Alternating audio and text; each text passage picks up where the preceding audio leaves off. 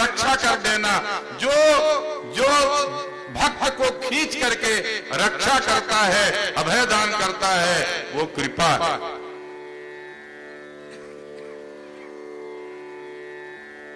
जैसे ही गाल में ध्रुव के शंख का स्पर्श कराया, ध्रुव के मुंह से स्तुतियां निकलने लगी। भागवत के पंडितों की परीक्षा करने वाली ये स्तुतियों के मंत्र निकलने लगे। इसका एक सुनाऊंगा। सब कई भागवत के पंडितों को याद है, कई को पंडितों को चमकाने के लिए याद है। योऽन्तः प्रवेश्य मम वाचमिमां प्रसुप्ताम्। मैं ऐसे भगवान को प्रणाम करता हूं जो हमारे अंदर प्रवेश कर गया। योऽन्तः प्रवेश्य, और प्रवेश किया तब क्या किया? जब भगवान प्रवेश करता है, मम मेरी वाचम वाणी को, कैसी वाणी को? इमाम इस वाणी को। ये कौन सी वाणी? का प्रसुप्ताम, सोई हुई थी। मेरी वाणी, मेरी सरस्वती सोई हुई थी, लेकिन भगवान मेरे अंदर घुस गए और उस वाणी को जगाया। योऽन्तः प्रविश्य मम वाचम इमाम प्रसूताम संजीवयति, जीवित कर देता है। अखिल शक्तिधरः, सारी शक्तियों को धारण करने वाला, दुनिया की सारी शक्ति को जो धारण करता है, ऐसा जो भगवान, नाम नहीं है। कौन भगवान? नाम नहीं है। देखना तो अष्टाक्षर मंत्र का भगवान कौन है। योऽन्तः प्रविश्य मम वाचमिमां प्रसुप्तां संजीवयति अखिल शक्तिधरः। कैसे जीवित किया? स्वधाम्ना, अपने धाम माने तेज की किरणों के प्रकाश की किरणों से अंदर के तमस को, अंदर के अंधकार को जिसने गुशब्दस्त्वंधकारत्वाद् रुशब्दस्तन्निरोधकः अज्ञानतिमिरान्धस्य ज्ञानाञ्जनशलाकया ब्रह्माञ्जनशलाकया। प्रवेश करके भगवान ने अपने शरीर की आभा रूपी शलाका से चक्षुरुन्मीलितं येन तस्मै श्री गुरवे नमः, तस्मै श्री हरये नमः। संजीवयति अखिल शक्तिधरः स्वधाम्ना। केवल मेरी वाणी को जगाया? कहा नहीं, अन्यांश, अन्यों को भी जगाया। अब किनको? हस्त, हाथ चलने लगे, चरण चलने लगे। भगवान के चरणों में प्रणाम करने का अर्थ यह है, भगवान के हाथों के सौंदर्य को देखने का अभिप्राय यह है कि जिस भगवान के हाथ से जैसे कल्याण की वर्षा होती, वैसे हम भी करें। जो आचरण किया है वही आचरण हम करें, तब तो चरण स्पर्श का महत्व है। हस्त चरण श्रवणत्वगादीन, हाथ पैर भगवान के लिए हो। कर नित करही राम पद पूजा, चरण राम तीरथ चली जाही। भागवत में भी है ये। हस्त चरणत्वगादीन अन्यांश हस्त चरण श्रवणत्वगादीन।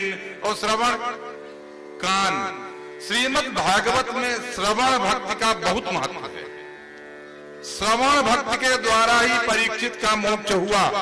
बार बार द्वितीय स्कंद में सुनने की बात की गई है। सुनने से ही सब मिलते हैं, भगवान का दर्शन सुनने से अधिक मिलता है। हम लोग भी दीक्षा में मंत्र को सुनते ही हैं। तुलसी ने भी लिखा, सुन कान दिए नितने में लिए, रघुनाथ ही के गुण गात ही रे। आगे आप लोग पढ़ रहे।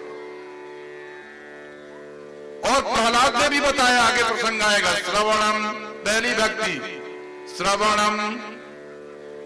रामचरितमानस में कहा, श्रवणादिक नव भगति दृढ़ाई। प्रथम भगत संतन कर संगा दूसरी है। श्रवण का महत्व श्रीमद् भागवत की कथा में अनेक बार आया है। श्रवण त्वगादीन, त्वक माने चमड़ी, चमड़ी में होते हैं रोए। आपको जब प्रसन्नता होती है तो रोए खड़े होते हैं, जब दुख होता है तो भी रोमांच होता है। ये रोए बताते हैं कि आपके अंदर कोई भावना प्रवेश कर गई, आपके अंदर भगवान की भावना प्रवेश करेगी, ये रोए खड़े हो जाएंगे। यद्यपि मुख बोलत नहीं, नैन देते हैं रोए। श्रवणे स्पर्शने दाने यतद्रवत्यंतरंगा सस्ने हिति गच्छति। कहा कि इनको तो जगाया ही, और किसको जगाया? प्राणान नमो, प्राणों को जागृत किया। पंच प्राण 10 प्राण जागृत हो गए। तो कहा क्या करूं? तो कहा मेरे पास भगवान को अपने पास रखने के लिए, बार बार न भूले इसके लिए कोई शुल्क नहीं है। तो क्या कहा? नमो। नमस्कार की ऐसी शुल्क है, नमस्कार एक ऐसी क्रिया है जिसके द्वारा भगवान स्वयं उसके बस में हो जाते हैं। अधिक से अधिक नमस्कार करने से भगवान स्वयं नमस्कार करने वाले के वशीभूत हो जाते हैं। इसीलिए नाम नमा देता है, झुका देता है, इसलिए नमस्कार करते। उसी धातु से नाम बनता है, उसी धातु से नमन बनता है। नमो। अब किसको नमस्कार किया? कोई नाम नहीं है। भगवते ऐश्वर्य समग्र वीर यश श्री ज्ञान वैराग्य, जिसके पास हो उसको भक्त कहते हैं। उत्पत्ति स्थिति लोकों की गति और अगति, विद्या और अविद्या जो जानता है उसको भगवान कहते हैं। का भगवते, तुमको नमस्कार करता हूं। तो कौन हो तुम? तो कहा मैं नहीं जानता कौन हो। तो ध्रुव कहते हैं मैं देखता हूं कि एक पुरुष का शरीर खड़ा है। प्राणान नमो भगवते पुरुषाय तुभ्यम। ऐसे आप पुरुष को मैं प्रणाम करता हूं।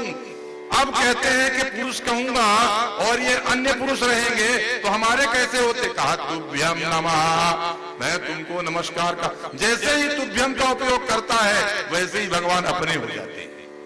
जैसे मम कहता है लगता हमसे जुड़ गए, जैसे तुम कहता है लगता है जुड़ गए। इसलिए ध्रुव की स्तुति का ये पहला श्लोक स्तुति का मूल मंत्र है। योऽन्तः प्रविश्य मम वाचमिमां प्रसुप्तां संजीवयत्यखिल शक्तिधर स्वधाम्ना अन्यांश्च हस्त चरण श्रवण त्वगादीन प्राणान नमो भगवते पुरुषाय तुभ्यम। भगवान की स्तुति से प्रसन्न हुए। ध्रुव को बड़ा दुख है कि उनके मन में पिता के गोद में बैठने की इच्छा हुई, लेकिन सुख यह है कि पिता के गोद में बैठने की इच्छा नहीं होती तो भगवान नहीं मिलते। भगवान ने कहा कि ध्रुव मैं तुमको वह पद दूंगा जो तुम्हारे पिता को नहीं मिला, जो तुम्हारे पूर्वजों को नहीं मिला। हजारों वर्ष का राज्य करने के बाद, राज सिंहासन में बैठने के बाद तुम वैकुंठ के दरवाजे में ध्रुव पद में प्राप्त हो जाओगे। ध्रुव का राज्य में आने के बाद पिता ने सम्मान किया, सारे परिवार। ये कथा भी नारद ने जाके सबसे पहले बता दी। वहां बधाइयां हुई, ध्रुव का राज्याभिषेक हुआ। उनका बड़ा भाई उत्तम जो सुरुच का लड़का था, उनके राज्य शासन काल में कभी राक्षसों से युद्ध करने के लिए गया, यक्षों से युद्ध करने के लिए गया और युद्ध में मारा गया।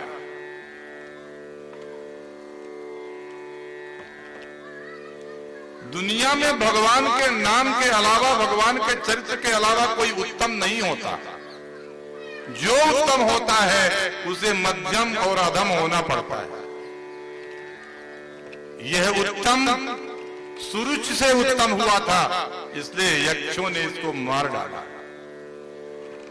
जो सुनीति से पैदा होता है, जो सदाचार से पैदा होता है, जिसके जीवन का निर्माण सदाचार से होता है, धर्माचरण से होता है, न्याय से होता है, ऐसा व्यक्ति ध्रुव होता है, शाश्वत होता है।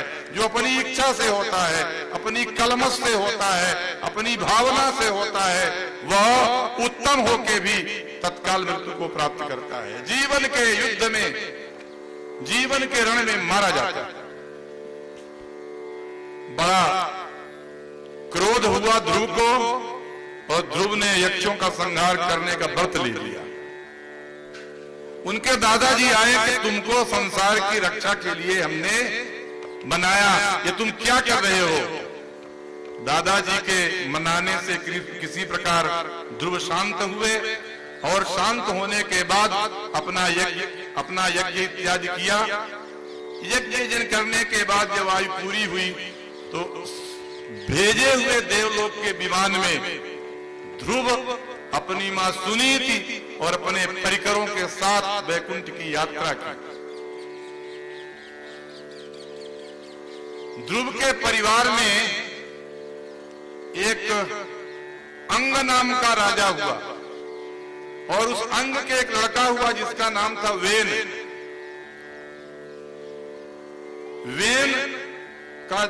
वेन प्रजाओं का विरोधी था, वेदों का विरोधी था, धर्म का विरोधी था।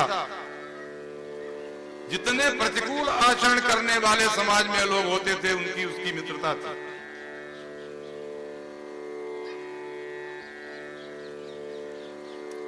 जैसे ही प्रजा के विरोध के बाद अंग ने सोचा कि इस पुत्र के साथ रहने से बड़ा अपयश होगा, उसने वानप्रस्थ धारण कर लिया और वेन का राज्याभिषेक हो गया।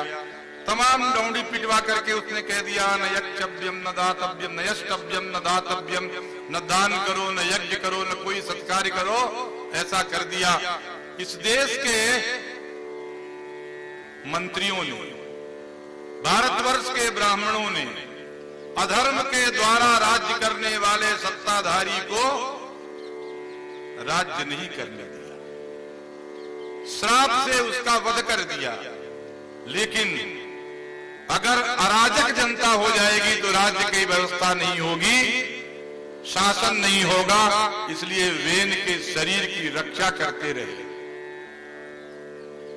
वेन की शरीर की रक्षा करते हुए रखे रहे। जब देखा कि संसार ऋषियों के द्वारा नहीं, ब्राह्मण तपस्या करेंगे, नीति का निर्धारण करेंगे, ऋषि मुनि देश के हित की बात करेंगे, लेकिन शत्रुओं से रक्षा करने के लिए कोई पराक्रमी पुरुषार्थी व्यक्ति चाहिए, ऐसा सोच करके मंत्रियों की मंत्रणा के बाद उसके शरीर का मंथन किया गया। जंगा के मंथन से काला रंग वाला एक व्यक्ति पैदा हुआ।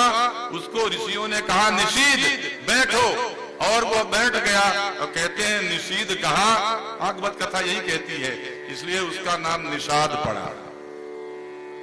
भागवत में ये कथा नहीं है, लेकिन दूसरे, ये कथा तो है मगर अगले वाली कथा जो बताने जा रहा हूं वो नहीं है। लेकिन दूसरे पुराणों में ऐसा भी लिखा है कि उनके भुजाओं के मंथन करने से जो पृथु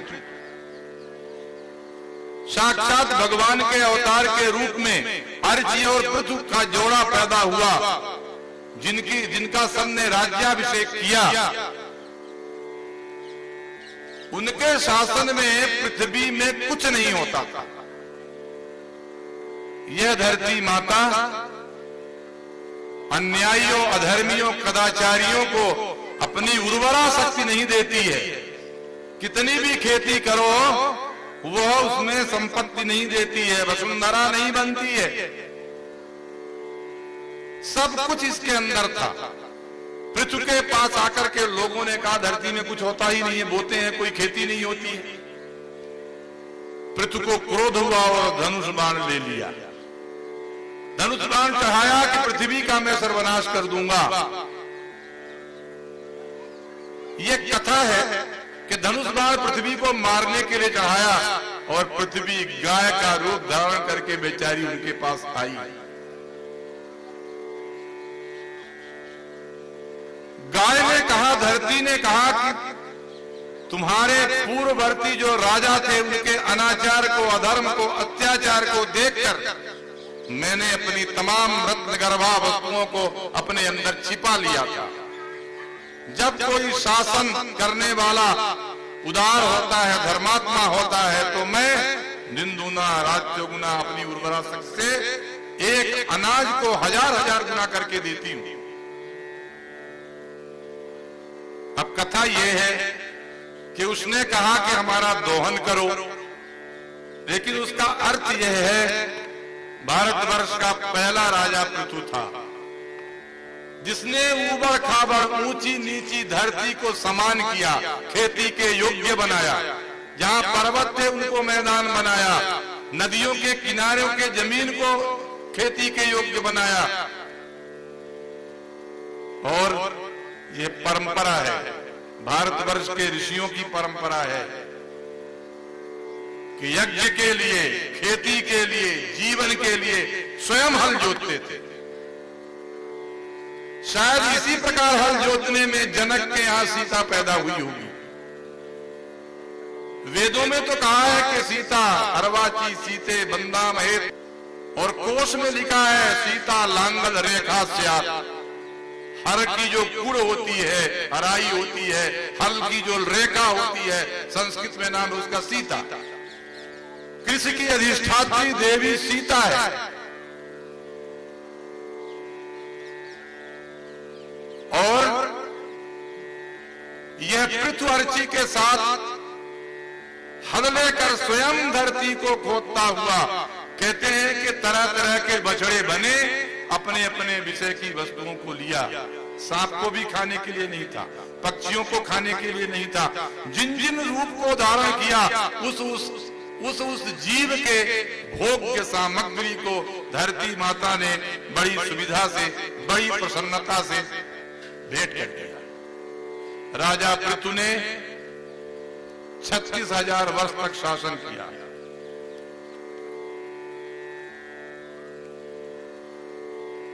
निन्यानवे यज्ञ किया, और 100वां यज्ञ जब होता था तो इंद्र कोई न कोई विघ्न पैदा करता था।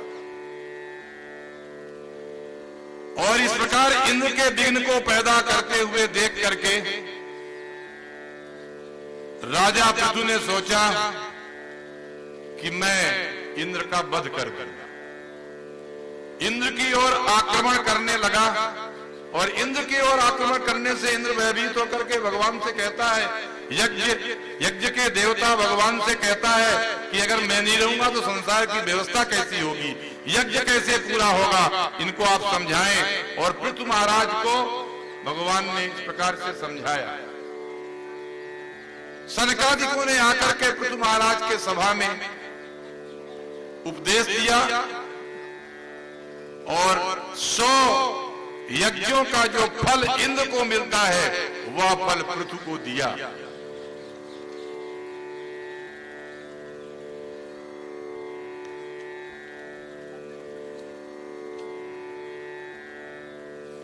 तपस्या करके पृथु महाराज ने परलोक की यात्रा की। इनकी वंश परंपरा में एक प्रचेता ऋषि हुए हैं। कहते हैं कि प्रचेता की संतान ही वाल्मीकि थे। प्राचीन बर्री नाम के राजा हुए जो इतना यज्ञ करते थे। बर्री माने होता है कुशा, और प्राचीन माने पुराना। इतना कुशा इकट्ठा हो गया था कि सारी धरती को पाट देने की क्षमता उनमें थी।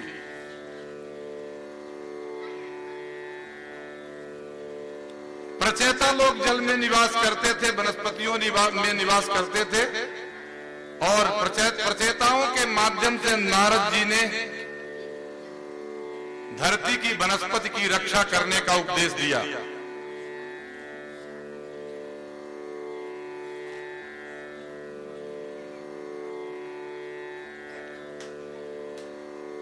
पुरंजन के आख्यान की कथा है, व्यंजना में ये कथा है। हमारा आपका शरीर जो है वो पुरंजन है, पुर है। इसमें 10 दरवाजे होते हैं। ऐसी एक नगरी का वर्णन किया गया है।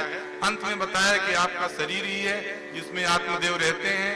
वो अपनी वासनाओं के द्वारा सुरक्षित रहें। अगर वासनाओं के द्वारा कहीं वह आकृष्ट होते हैं तो उनका विनाश होता है। लेकिन आत्मदेव जो उस नगरी का राजा है, आपके शरीर में जो आत्मा है अगर अविचलित रहती है, विचलित नहीं होती है, तो उसको मोक्ष मिलता है, नहीं तो भोग में नष्ट हो जाता है। 31 अध्याय की कथा चतुर्थ स्कंध में है और 5वां स्कंध श्रीमद् भागवत का गद्य और पद्य में चंपू के रूप में लिखा गया है।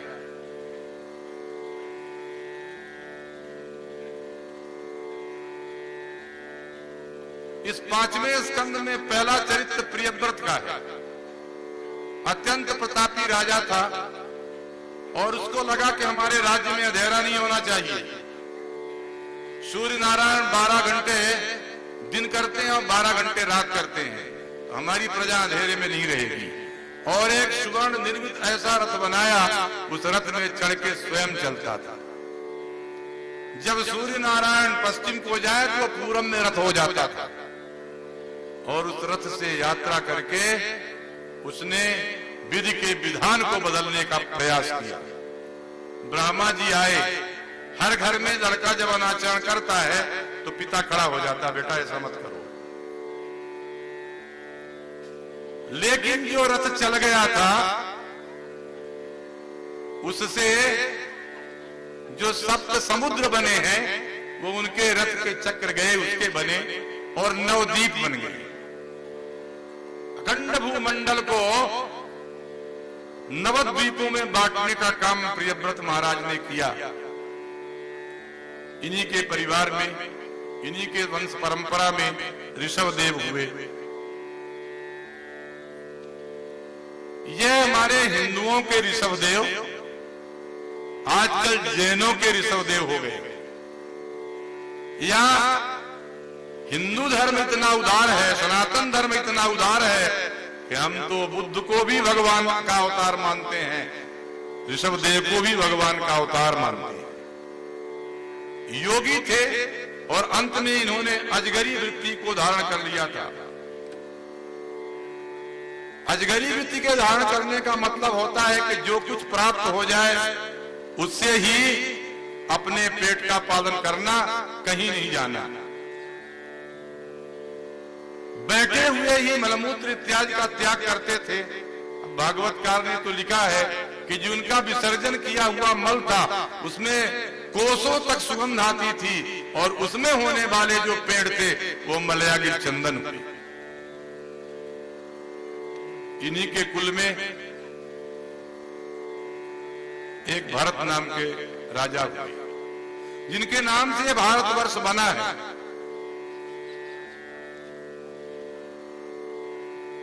तीन जन्म की बात उनके लिखी हुई है, उन्हें जड़ भरत के नाम से भी जाना जाता है। और आज की कथा भरत चरित्र तक ही होती है।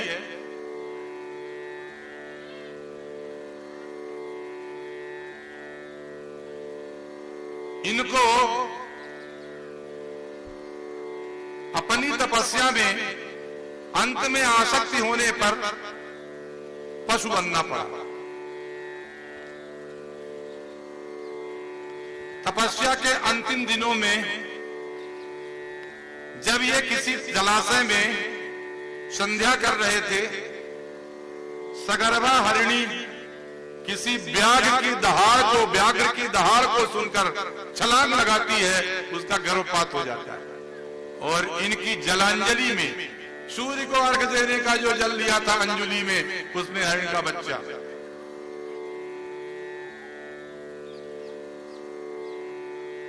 उस बच्चे का पालन पोषण करने में इतनी इनकी आसक्ति हुई कि अंत में उसकी आसक्ति के कारण इनको हरिण बनना पड़ा। और हरिण के जीवन के समाप्ति के बाद ये ब्राह्मण के कुल में पैदा हुई। पहले राजा मनुष्य, फिर अपने चिंतन से, अपने क्रियाओं से हो गए पशु। और पशु के जीवन में भी इनको वो स्मृतियां याद थी, की हुई तपस्या कभी नष्ट नहीं होती, इसलिए फिर से ब्राह्मण के कुल में पैदा हुए।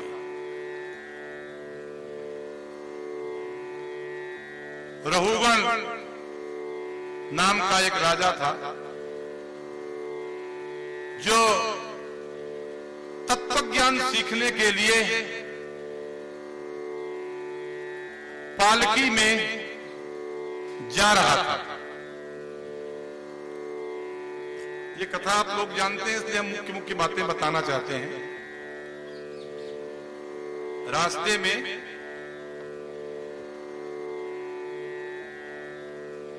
दो चरित्र मिलते हैं। अत्यंत मोटा तगड़ा काला कलूटा आदमी, खाता पीता, कोई काम नहीं करता था, कोई चिंता नहीं थी, भगवान के चिंतन में रहता था। दुनिया ऐसे आदमी को पागल कहती है और भरत को भी कहती थी ये जड़ है।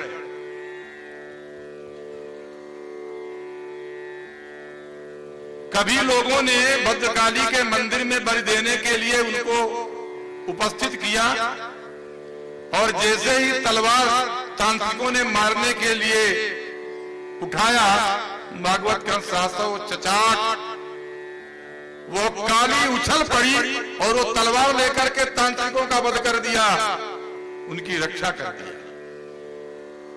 रहुगण जब अपने तत्व ज्ञान के लिए किसी ऋषि के पास जा रहा था तो जो 4 शिविका अर्थात पालकी ढोने वाले कहार थे, एक बीमार हुआ तो कहा कि ढूंढ करके लाओ किसी को। तो मोटे हट्टे कट्टे चुपचाप रहने वाले इस आदमी को पकड़ करके लाए और इसको कहारों का काम दे दिया। ये जब चलता था तो उछल उछल के चलता था, देखता था कोई जीव हमारे चरणों के नीचे ना आ जाए। डांटा राजा ने और कहा कि हाथ जोड़कर कहा कि जो नया कहार आए सब गड़बड़ी करता है, हम लोग तो उसी प्रकार सेवा में लगे हुए हैं। एवं बहु अबद्धम अभिभासमानम नरदेवाभिमानम रजसा तमसानुविद्धेन, रजोगुण से तमोगुण से युक्त उस राजा ने जब अनेक प्रकार की खरी खोटी दंड पांडवी जनता या यथा प्रतिस्वाम भजिष्ये, जैसे हाथ में दंड लेकर के हम शासन करते हैं वैसे तुमको भी दंड देंगे। हंसता हुआ यह ब्राह्मण बोला। इसका बड़ा और मेरी नजर में सर्वोत्कृष्ट श्लोक मनमोहन दास जी ने कथा प्रारंभ करने के समय कहा था, वही कथा का समापन होगा।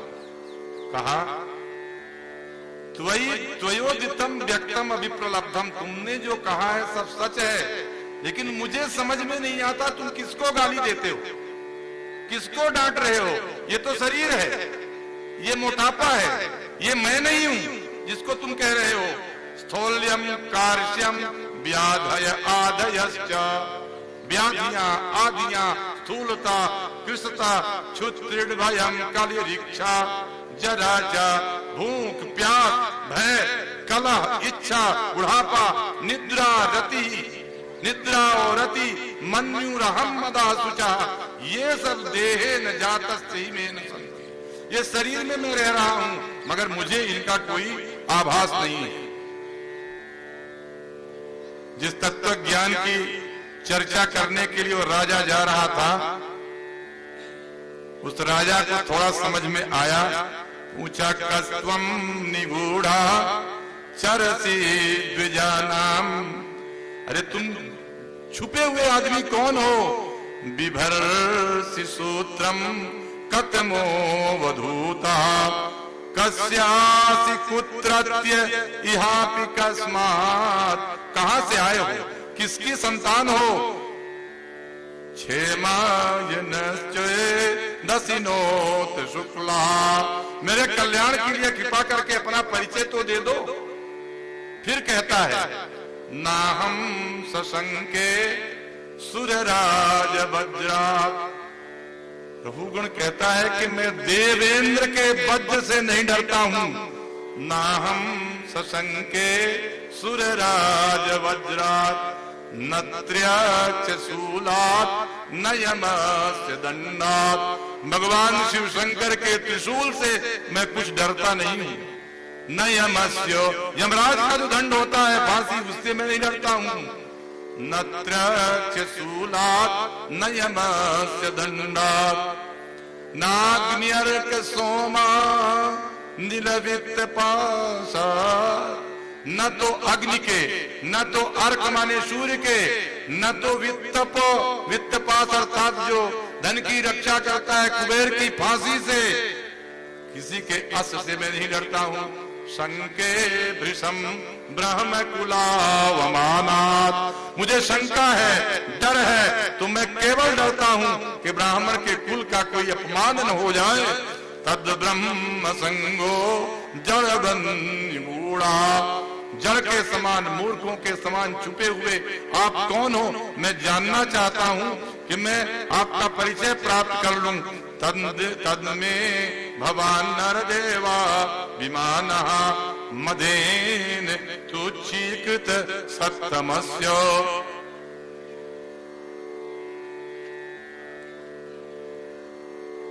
अनेक प्रकार से परिचय पूछने के बाद भी भरत जी ने कुछ नहीं कहा। तब वह प्रणाम करता है, नमो नमः कारण विग्रहाय। मैं तुमको नमस्कार नहीं करता हूं, 2 बार नमस्कार करता हूं, क्योंकि तुम्हारे विग्रह में केवल कारण शरीर है, स्थूल शरीर नहीं है, सूक्ष्म शरीर नहीं है। तुरीयावस्था को प्राप्त होने वाले कारण शरीर में तुम रहते हो, अवधूतों को समान रहते हो। तुम्हारा जो शरीर है उससे लगता है ब्राह्मणों में कोई तुम बंधु हो। द्विज बंधु का मतलब ब्राह्मणों में नीच। ब्राह्मण लोग जैसा आचरण नहीं करते, ऐसे गंदे मैले कुचेले तुम रहते हो, लेकिन ऐसा लगता है। नमो वधूत द्विज बंधुलिंग निगूढ़ नित्यानुभवाय तुभ्यम, इसलिए प्रार्थना किया, तस्मात् भवन्तम मम संशयार्थम, मेरे संशय को दूर करने के लिए आप कृपया मेरी शंकाओं का समाधान कर दें।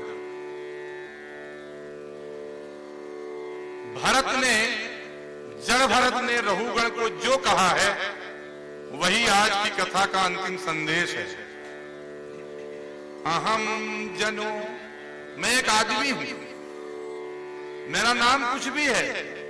चलन पृथ्व्याम अहम जनो नाम चलन पृथिव्याम, यह पार्थिव कस्य हेतु, पृथ्वी के तत्व से पैदा हुआ हूं, इसलिए मैं भी पार्थिव हूं। फिर तुम कहते हो कि मैं राजा हूं, ये क्यों ऐसा कहते हो?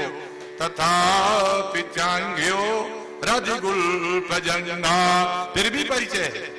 पहले मेरे पैर हैं, फिर हमारे गुल्फ है, फिर जंगा है, फिर घुटना है, फिर उरु है, मत्सिरोधरांशा, फिर सिराएं हैं, अंशे धिद्राबिंग, पूरे शरीर का परिचय देते हैं कि पैर से लेकर के सिर तक ये शरीर है, जिसको तुम न जाने किन किन संबोधनों से कह रहे हो।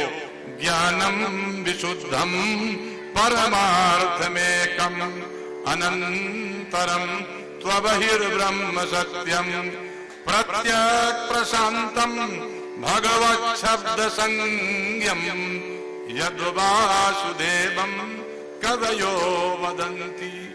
अरे ब्रह्म के तत्व को, ब्रह्म के सत्व को, ब्रह्म के सत्यचित आनंद को कभी लोग कहते हैं कि वासुदेव है। तो ये वासुदेव वसुदेव के लड़के हैं? नहीं, वासनात् संसार में सब में निवास करते हैं, इसलिए वासुदेव हैं। वासना वासुदेवस्य वासितम भुवनत्रयम्, इसलिए वासुदेव संज्ञक है। अब कहते हैं कि रहुगण तुमने बहुत देर तक अपलाप कर लिया, प्रार्थना कर लिया, तुम चाहते हो तो ये ज्ञान तुमको एक दिन में मिल जाएगा? कहा नहीं। रहुगण एतत् तपसा नयाति, तुम सोचो कि हम तपस्या कर लें और ये तत्व ज्ञान कर लेंगे, ये झूठी बात है। रहुगण एतत् तपसा नयाति, तो फिर तपस्या से नहीं होता तो यज्ञ जन आचार्य लोग करवाते हैं, उससे मिल जाएगा। कहा न चे जया, इज्जा से भी नहीं मिलता ये। निर्वपणा गृहाद्वा, गृहस्थ धर्म छोड़ के सन्यासी बन जाऊंगा तो भगवान का तत्व चिंतन हो जाएगा। न निर्वपणा गृहाद्वा, घर से निकलने पर भी यह प्राप्त नहीं होता। रहो गणई तपसा न याति न चेदया निर्वपणा गृहाद्वा। तो कैसे होता है? कहा वेद का मंत्र पढ़ लेंगे, अग्निमीडे पुरोहितम यज्ञ सदैव मृत्युजम, ऋग्वेद पढ़ेंगे, यजुर्वेद पढ़ेंगे, सामवेद पढ़ेंगे, अथर्ववेद पढ़ लेंगे, सब प्राप्त हो जाएगा। और जो वेद पढ़ लेता है थोड़ा अपने को ऊंचा समझता है कि हम जरा ऊंचे हैं, जो वेद नहीं जानते वेद जानते हैं वो थोड़ा नीचे हैं। ये कहता है जड़ भरत तीन जन्म के चिंतन के बाद कहता है कि न छंदसा नैव जलाग्निसूर्य, वेदों के अनुशीलन से, वेदों के रात दिन चिंतन करने से भी तत्व ज्ञान नहीं होता। फिर जल की उपासना करने से होता है क्या? कहा नहीं। अग्नि की उपासना रोज स्वाहाकार करने से होता है क्या? कहा नहीं। सूर्य को रोज अर्घ देने से सुबह दोपहर शाम, इससे होता? कहा नहीं, इससे भी नहीं होता। तो होता काहे से? रहु गणे तपसा नयाति न चेजया निर्वपणात् गृहाद्वा, न छंदसा नैव जलाग्निसूर्यै बिना महत्पाद रजोभिषेकम। महान लोगों के चरण कमलों की धूल के से अपने सिर में अभिषेक कराए, स्नान कराए बिना ये सब नहीं प्राप्त होता। जो महान लोग हैं, जो संत लोग हैं, जिन संतों के चरणों की धूल की वंदना करने से यह तत्व प्राप्त होता है, उसके बिना यह तत्व प्राप्त नहीं होता। बिना महत्पाद रजोभिषेकम संतः समीपे रमणम रति प्रदम। और कहते हैं कि महत्पाद रजोभिषेक आपको जब होगा तब होगा क्या? ये कहां महत्पाद रजोभिषेक होगा? सज्जन लोग, साधु लोग, संत लोगों के चरणों की धूल को प्रणाम करने की योजना कहां बनेगी? व्याख्या करते हैं यत्रोत्तम श्लोक गुणानुवाद। यत्र माने जहां, उत्तम श्लोक माने भगवान। यत्रोत्तम श्लोक क्या हो उनका? गुणानुवाद। भगवतः उत्तम श्लोकस्य गुणानाम अनुवदनम बारंबारम कथनम। भगवान उत्तम श्लोक के, श्री कृष्ण के, श्री राम के, श्री हरि के, श्री विष्णु के चरित्र का बार बार कथन किया जाए। यत्रोत्तम श्लोक गुणानुवाद प्रस्तुयते। क्यों प्रस्तुत किया जाता है? ये सुबह से अभिषेक करना, फिर पाठ करना भागवत का, फिर कथा में भगवान की चरित्र को, भगवान के यश का वर्णन करना, फिर रामचरितमानस गाते गाते सो जाना, फिर सुबह उठना, यही करना। कहा इससे होगा क्या? प्रस्तुयते ग्राम्य कथा विघाता। घात हो जाएगा, नाश हो जाएगा, काहे का विघात हो जाएगा। ऐसे घात होगा कभी वो फिर उठेगा नहीं। किसका? का कथा का। कथा तो कर रहे हैं ना। ग्राम्य कथा विघाता, गांव की छोटी छोटी ऐसी मलिन बातें जिनसे मन में विकार पैदा होता है और बैठा हुआ अंदर का भगवान और दूर चला जाता है, फिर बैठाने के लिए परेशान होना पड़ता है। कहते हैं यत्रोत्तम श्लोक गुणानुवादः प्रस्तुयते ग्राम्य कथा विघातः। 7 दिन कर लेंगे तो अपना काम चल जाएगा? का नहीं, 7 दिन तो श्री गणेश है, छात्रा ज्ञातक लाना पड़ेगा इसको। तो कहा कि निषेव्यमाणः, सेवन करता हुआ निषेध्यमाण का मतलब होता है कंटिन्यूअस टेंस, सदैव सेवन करता हुआ। कब? कहा अनुदिनम, दिन के बाद। कहा दिन रात क्यों नहीं कहा? कि दिन रात के बीच में भी तो आपको तपस्या करनी है, दिन रात के बीच में भी आरती करनी है आपको। अनुदिनम, दिन और दिन के बाद भी। निषेव्यमाणो नुदिनम, कौन? अरे भाई जो मुमुक्षु है, जो मोक्ष चाहता है, जो भगवान को चाहता है, उसको ये करना पड़ेगा। जो नहीं चाहता उसके लिए कोई नियम नहीं है। रघुगण तू मोक्ष चाहता है ना, इसलिए तुम्हें ये करना पड़ेगा। और क्या करना पड़ेगा? मतिम सतीम यक्षति वासुदेवे। आपके पास अब व्यभिचरित मति है, आपके पास आपको ठीक रास्ते पे ले जाने के लिए केवल एक वस्तु है, 10 इंद्रियां हैं, एक मन है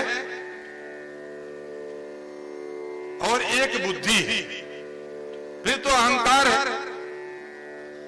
तो आपके बस में इंद्रियां, इंद्रियों के अनुकूल काम करेंगे तो मरना ही होगा। बहुत अच्छा श्लोक पहले दिन की कथा में आया है, इंद्रियों के विषय में कहा है कि अपनी अपनी इंद्रियां अपनी अपनी बात के लिए परेशान करती रहती हैं, और अंदर बैठा हुआ जो आत्मा है मरता रहता है, उनके लिए कोई तृप्त नहीं होती। ये क्या कहते हैं? मतिम। आपकी एक मति है। भीष्म पितामह की एक मति थी, कल प्रसंग आया था, उनका विवाह नहीं हुआ था, उन्हें कन्यादान का सुख नहीं मिला था। तो कहा कि मेरे पास एक कन्या है, मति, बुद्धि। जैसे कन्या को संभाल संभाल के रक्षा करता है, वैसे मैंने इस बुद्धि को संभाल के रक्षा किया है, गलत कार्य में कहीं न जाने पाए, गलत इसकी बुद्धि में कोई गलत चीज प्रवेश न करने पाए। और कहा कि मैं तुमसे कन्यादान करता हूँ, हमारे दामाद हो, मेरे सामने खड़े रहना। ये कहते हैं, जड़ भरत कहते हैं मतिम सतीम, ऐसी बुद्धि जो सती है, दूसरे पुरुष को नहीं चाहती है। बुद्धि का पुरुष केवल भगवान है। कहा उसको क्या करो?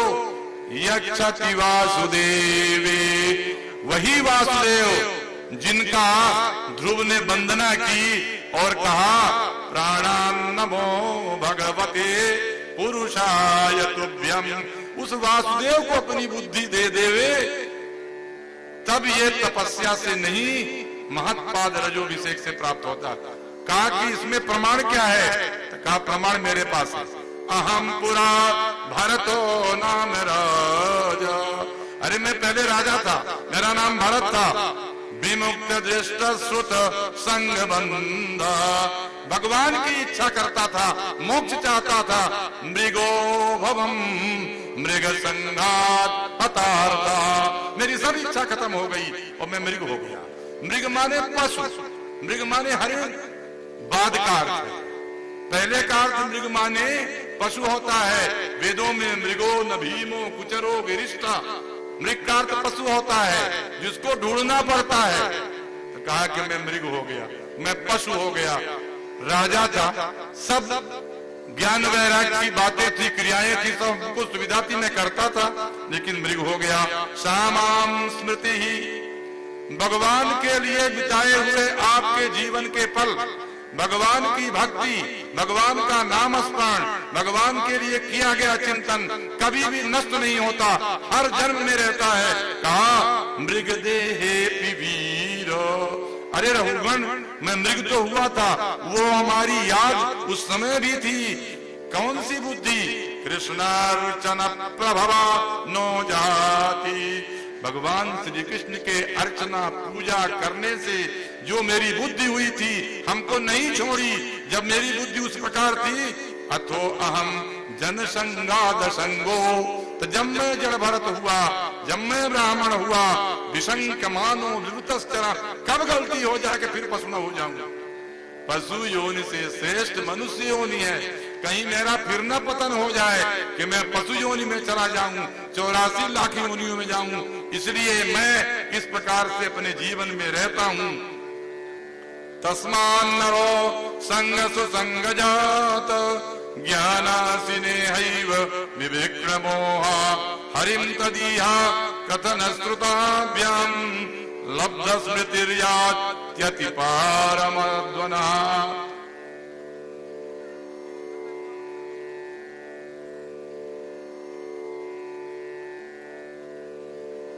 मनुष्य जन्म लेने के बाद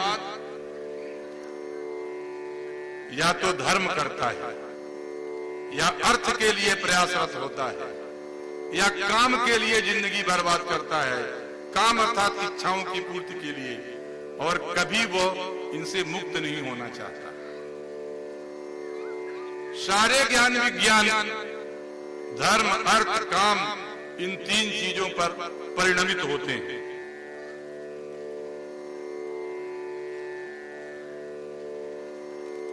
मोक्ष प्राप्त करना मनुष्य के जीवन का लक्ष्य है, लेकिन जो आपका संप्रदाय है उसमें मोक्ष नहीं मांगा जाता। जो हमारा आपका संप्रदाय है, जो भागवत का संप्रदाय है, ये मोह का विरोधी, ये मोक्ष का विरोधी संप्रदाय है। ये कहता है कि दासो दासानुदासो भवितास्मि भूवा अहम हरे तब पादई के मूल। भगवान, मैं तुम्हारे चरणों में जो लगे हुए हैं दास, उनका मैं दास बन जाऊं, मैं ये चाहता हूं। अगर मैं शरीर नहीं पाऊंगा तो आपकी भक्ति नहीं होगी। मुक्ति नहीं चाहिए हमें, भक्ति रहे काफी है।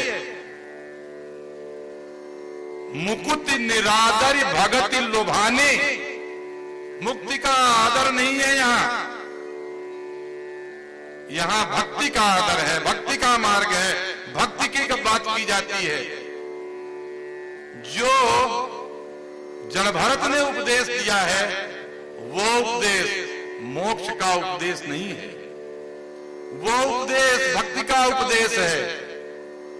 इसलिए कहा है कि तपस्या करोगे तो तुम्हें मुक्ति मिल जाएगी, यज्ञ करोगे तो तुम्हें मोक्ष मिल सकता है। कभी तुम घर छोड़ के सन्यासी बन जाओगे तो मोक्ष पा सकते हो। इन सब को करने से, वेदों को पढ़ने से कहीं मोक्ष तुमको मिल सकता है, लेकिन बिना महत्पाद रजोभिषेका, बिना संतों के चरणों में प्रणाम किए कभी भगवान नहीं दिखने वाले। संतों को भगवान का साक्षात चलता फिरता विग्रह माना गया। इसलिए भागवत का परम प्रतिपाद्य मुक्ति नहीं भक्ति है। जो मुक्ति मार्गी लोग हैं, जो मोक्ष मार्गी लोग हैं, वो भी श्रीमद् भागवत का पारायण, पाठ, अध्ययन, चिंतन, मनन करते रहते हैं। और भगवान ने तो नारद से कहा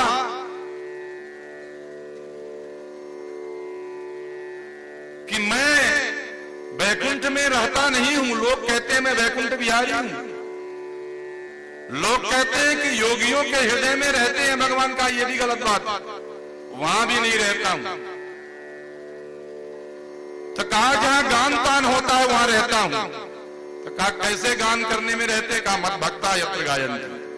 मेरा भक्त जब भक्ति पूर्वक गान करता है मेरे नाम का, मेरे यश का, मेरे गुण का, तत्र तिष्ठामि नारद। हे नारद, मैं वहां रहता हूं, बैठा रहता हूं। भगवान को आसन दो या न दो, आपके हृदय में वो आसन प्राप्त कर लेते हैं, बशर्ते कि आप उनके नाम को लेने की गलती कर दी।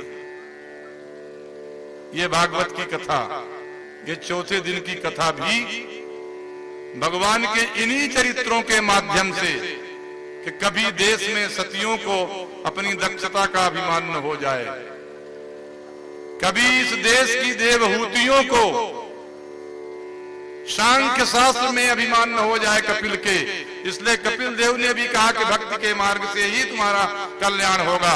सांख्य की बात की गई है, योग की बात की गई है, सारे ज्ञान विज्ञान की बात की गई है, तत्व चिंतन की बात की गई है, लेकिन सबको कहा है संचिन्तये भगवतः चरणारविंदम।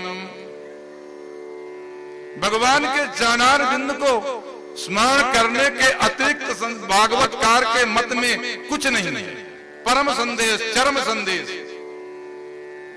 ऐसी ऐसी कथाओं को सूर्यवंशी और चंद्रवंशी राजाओं के माध्यम से व्यास जी ने इसमें रखा है, विस्तार किया है, जिनसे यही सिद्ध होता है कि सब एक तरफ, भगवान की भक्ति एक तरफ। आज की कथा का पारंपरिक क्रमागत जो नियम है, या तो ऋषभ देव के चरित्र में या जड़ भरत के चरित्र में समापन होता है। जड़ भरत के चरित्र का चिंतन कीजिए। आपके 2 पैर की योनि से 4 पैर की न हो जाए योनि, इसके लिए उनके बताए हुए चिंतन का हमें स्मरण करना है कि उत्तम श्लोक भगवान का गुणानुवाद जहां होगा, भगवान का जहां गुणगान किया जाएगा, भगवान का नाम संकीर्तन जहां किया जाएगा, तहां ग्राम्य कथाओं का विघात हो जाएगा। गांव में होने वाली ईर्षा, द्वेष, राग, द्वेष की छोटी छोटी कथाएं थोड़े काल के लिए हैं, वो उसमें समय न बिता करके जड़ भरत के चरित्र के समान, उनके भक्त मार्ग के समान हमें अपने जीवन में, अपने चरित्र में, अपने सप्ताह के चौथे दिन को, रविवार, सोमवार, मंगलवार और बुधवार के दिन को हम जड़ भरत को समर्पित कर दें। इस कथा का यही आशय, यही संदेश है। और इस कथा के वचनों के द्वारा हमारे मन में जो भगवान के प्रति, भगवान के जिस विग्रह के प्रति हमारे मन में सद्भावना और संकल्प पैदा हुआ है कि उसका हम नाम लेंगे, कीर्तन करेंगे, उसी छवि को, उसी झांकी को मैं बड़ी श्रद्धा पूर्वक नमस्कार करता हुआ ये चौथे दिन का प्रसंग जिरियेश्वर भगवान के चरणों में समर्पित करता हूँ। बोलिए वृंदावन बिहारी लाल जय।